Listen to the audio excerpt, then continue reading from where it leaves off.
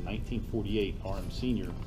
Came back from World War II, and he decided that he wanted to get into business of making chocolate. He invested $10,000 and bought some secondhand equipment, made our first item called Baby Berks. Today we have almost 1,000 employees working at the company. We make all different kinds of molded chocolates.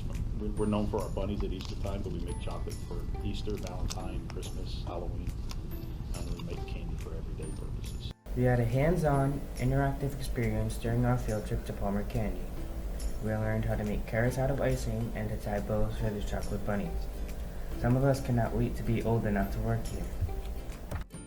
Positions for employees. There's a lot of advancement here. Amazing what the machines can do.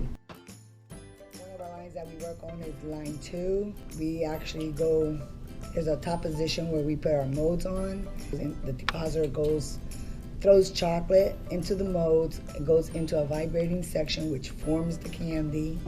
After it forms the candy, it comes back up. We remove it from the line, put it into a super cooler, and when it gets down to the end, it's gonna be demolded.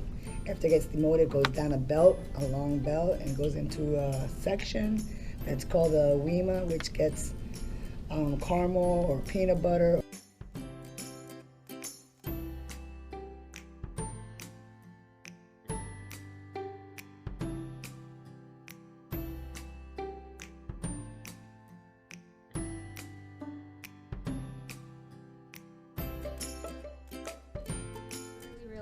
It's good that you keep up to date with what's out there now. Important skills for my job would be paying good attention to detail, executing, make sure you proofread everything, to take your time, go to school for whatever department you want to be in the business. The favorite part of my job is being able to create a design and to make it into chocolate and then see it on the shelf as the end product.